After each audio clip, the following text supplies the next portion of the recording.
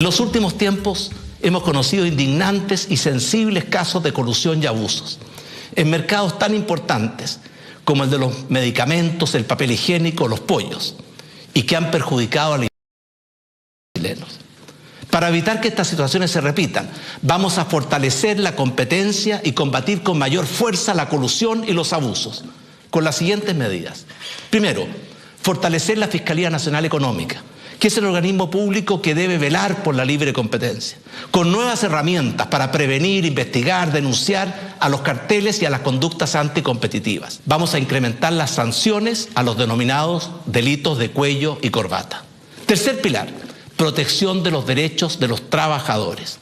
Para proteger mejor los derechos de los trabajadores, y especialmente durante estos tiempos difíciles, vamos a anunciar prontamente una agenda que incluye una modernización profunda de la Dirección del Trabajo, impulsando con fuerza una agenda social que incluye el aumento de 50% de las pensiones para el 1.600.000 pensionados del Pilar Solidario y que vamos a empezar a pagar reajustadas durante los próximos días. La agenda social también ya incorporó la reducción o estabilización del precio de servicios tan básicos como la electricidad, el agua, el transporte público, los peajes.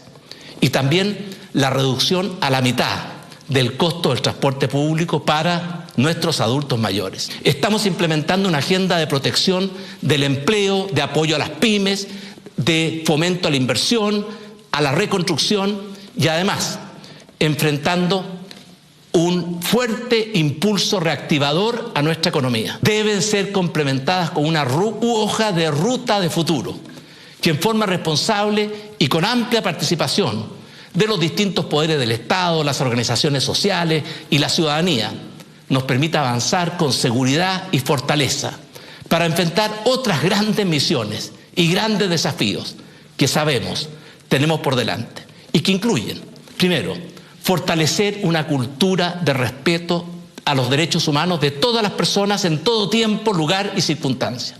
Segundo, también debemos avanzar hacia un nuevo sistema de pensiones que mejore las pensiones de todos, pero muy especialmente la de las mujeres, la clase media y los adultos mayores. Tercero, impulsar una gran reforma a la salud a través de la creación de un plan universal de salud que va a estar garantizado para todos los chilenos y que va a incorporar un mecanismo de financiamiento que se adecue a las verdaderas posibilidades de las familias chilenas. Cuarto desafío, ayudar a los deudores morosos del CAE para que puedan regularizar su situación, condonando las multas y los intereses penales y permitirles que accedan a los beneficios del nuevo sistema de crédito. Ahí teníamos lo que dijo el presidente Piñera en la cadena nacional, que anunció ayer esta agenda antiabusos. Los tres pilares son sobre los delitos de cuello y corbata, básicamente combatir con mayor severidad las colusiones y abusos en los mercados y el uso de información privilegiada, fortalecer la Fiscalía Nacional Económica para prevenir, investigar y denunciar este tipo de situaciones, y la figura del denunciante anónimo para denunciar actos de colusión o delitos en el sector público o privado. El segundo pilar es la agenda pro consumidor, que en el fondo elimina esta letra chica para que la gente se pueda salir, digamos, de algunos contratos que con la misma facilidad con que los adquieren, en el fondo. Y mejora la protección de los derechos a los trabajadores, además de anunciar una posible reforma a las pensiones y también un programa de salud. Estamos conversando con Nicolás Garrido, él es abogado de Moraga y compañía. Nicolás, ¿cómo califica usted la agenda que presentó el presidente? ¿Le parece que son medidas que ya existían o hay algunos anuncios nuevos?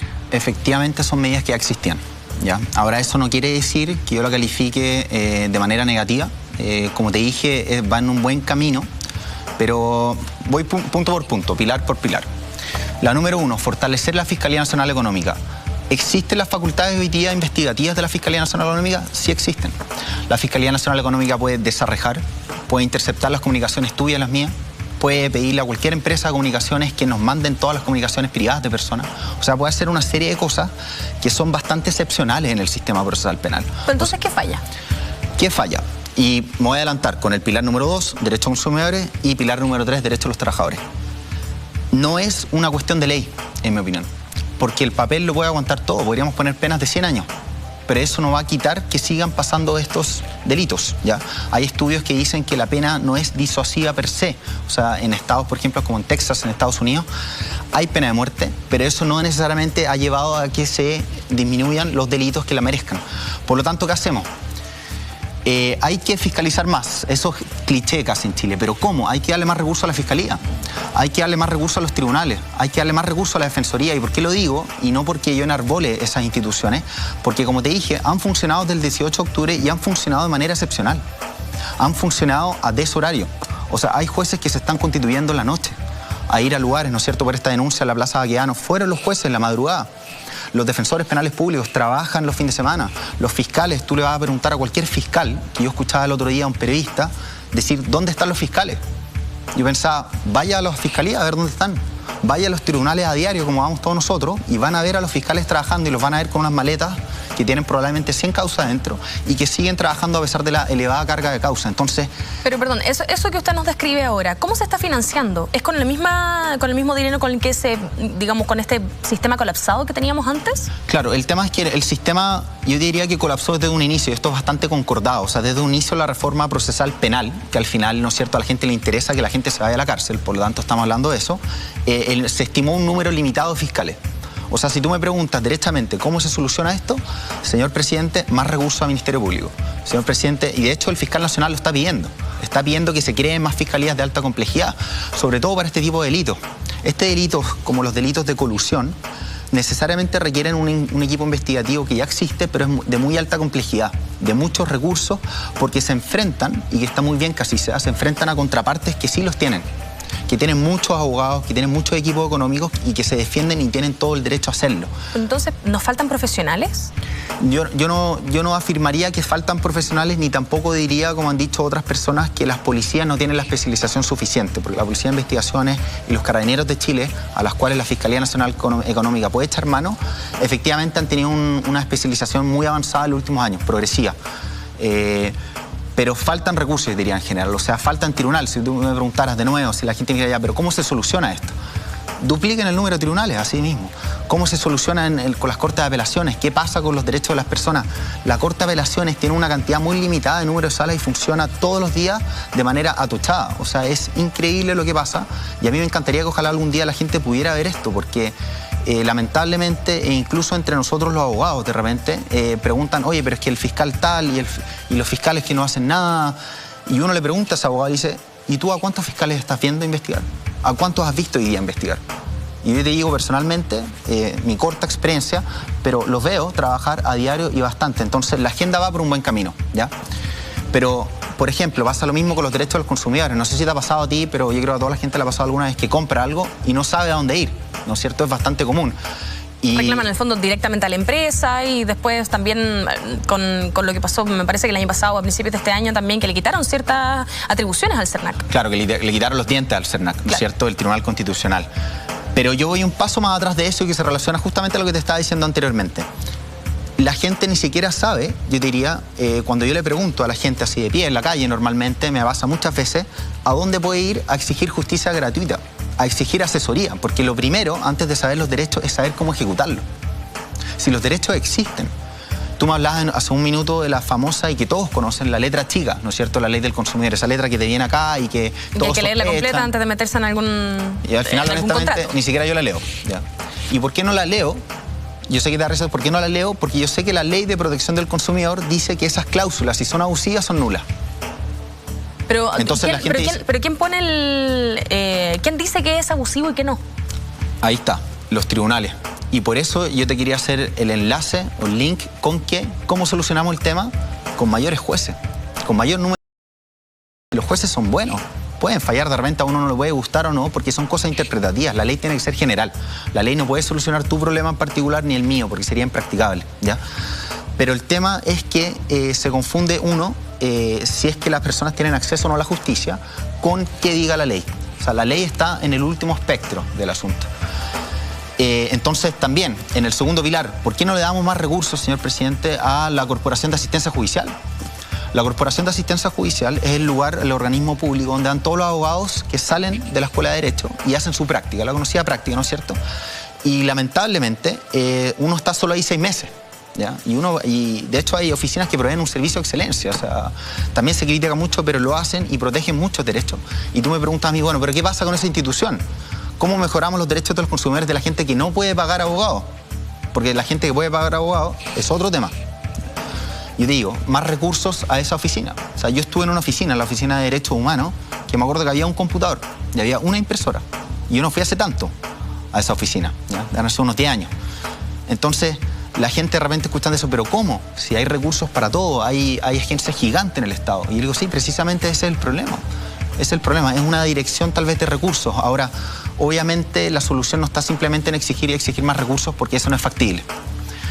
Pasa mucho con las razones de fondo por las que estalló este conflicto, ¿no es cierto? Pensiones, salud y educación.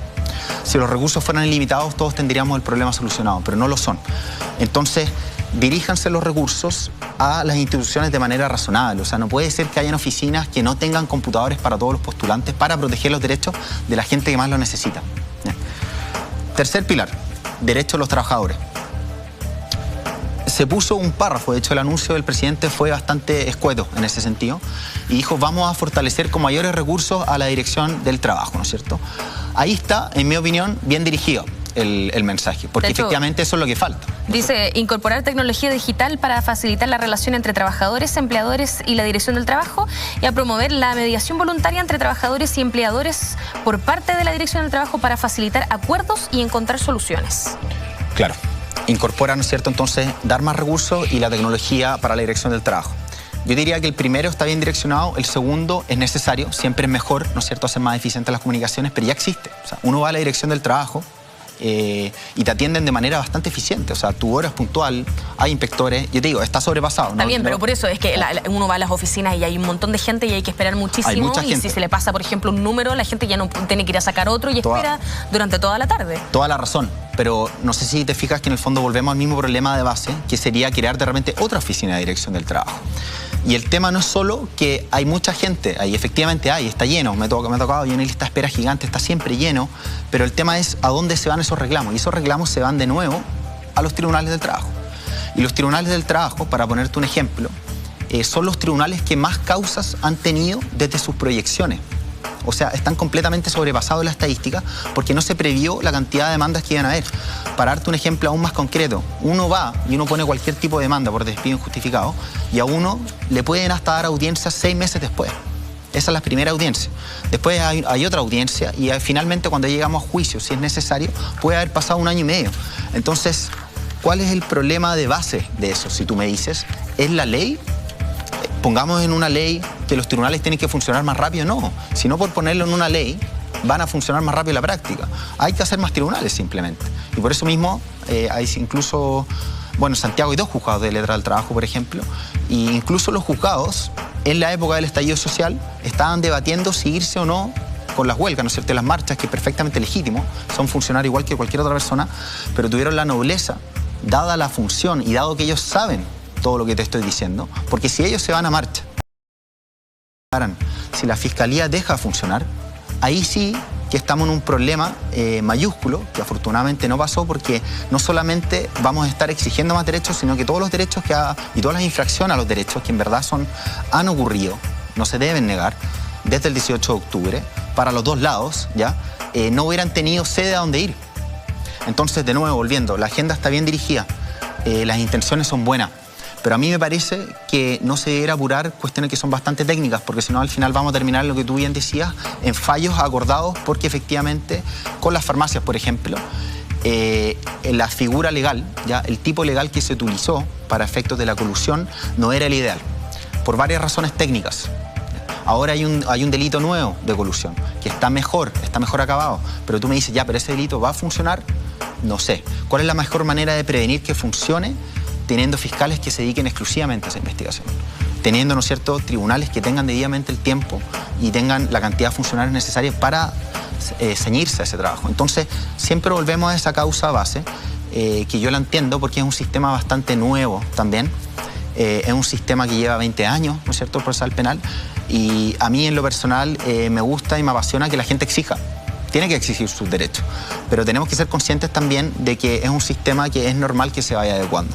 ¿ya? Los delitos de cuello y corbata, y con esto termino lo que se refería al presidente, eso es un tema que todas las sociedades avanzadas en algún minuto discuten, pero por ejemplo Estados Unidos, Alemania, países donde esto ya tiene un desarrollo mayor, y de hecho nosotros nos basamos mucho en eso, tienen efectivamente un sistema que está mucho más probado que el nuestro, y ojo, no se han acelerado con reformas legislativas como las que se pretenden con esta agenda, que es lo que me preocupa un poco.